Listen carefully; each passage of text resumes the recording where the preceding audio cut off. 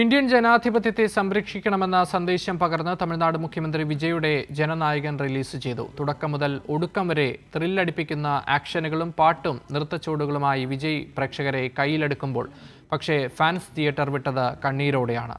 റിപ്പോർട്ടോടെ bulletin പൂർണ്ണമാവുകയാണ്. നമസ്കാരം.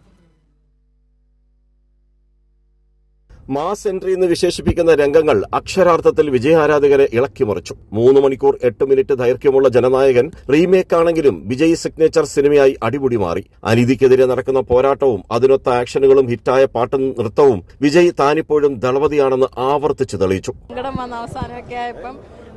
വന്ന അവസാനമൊക്കെ ആയപ്പോൾ ബിഗ് ഫാനാണ്. നല്ല പടം, തിയേറ്ററിൽ തന്നെ എക്സ്പീരിയൻസ് ചെയ്യേണ്ടതായിരുന്നു എല്ലാവരും.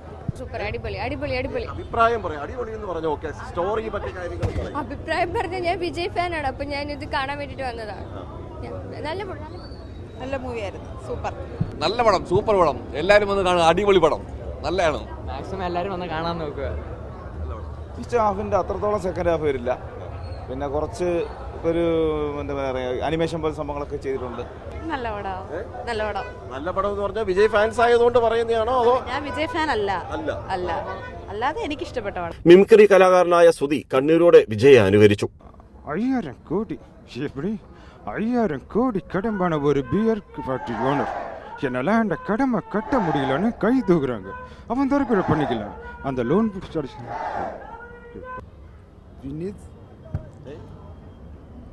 സിനിമയിലൊന്നും അന്നെ കാണാൻ പറ്റുന്നില്ല എന്നൊരു സങ്കടം.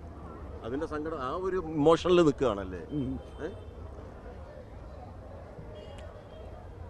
പറഞ്ഞറിയിപ്പിക്കാൻ പറ്റുന്നില്ല. അതേ കണക്ക് പുലർച്ചെ കൊല്ലം ധന്യ തിയേറ്റർ മുറ്റം ദീപാവലി ആഘോഷങ്ങൾക്ക് സമാന ആഘോഷമാക്കി വിജയ് ആരാധകർ മാറ്റി. അപ്പോഴും തങ്ങളുടെ പ്രിയ നടന്റെ അവസാന ചിത്രം കണ്ട് മടങ്ങിയത് അവർ കണ്ണീരോടെ.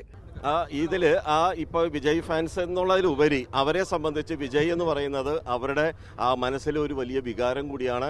അവരെ നയിക്കുന്ന ഒരു ദീപമായി കൂടി, അവർ ആ വിളക്കായി കൂടി വിജയെ അവർ കാണുന്നുണ്ട്. ഇനി അവരെ സംബന്ധിച്ച് വെള്ളിത്തിരയിൽ വിജയെ കാണാൻ പറ്റാത്തതിന്റെ സങ്കടമുണ്ടെങ്കിലും ഇനി അല്ലാതെ മിനി സ്ക്രീനിൽ നിരവധി തവണ നേരിട്ടും വിജയെ മുഖ്യമന്ത്രിയായി കാണാൻ കഴിയുമല്ലോ എന്നുള്ളൊരു വലിയൊരു ആശ്വാസം കൂടി അവർക്കുണ്ട്. ക്യാമറമാൻ ബിജുവിനൊപ്പം രാജ്കുമാർ.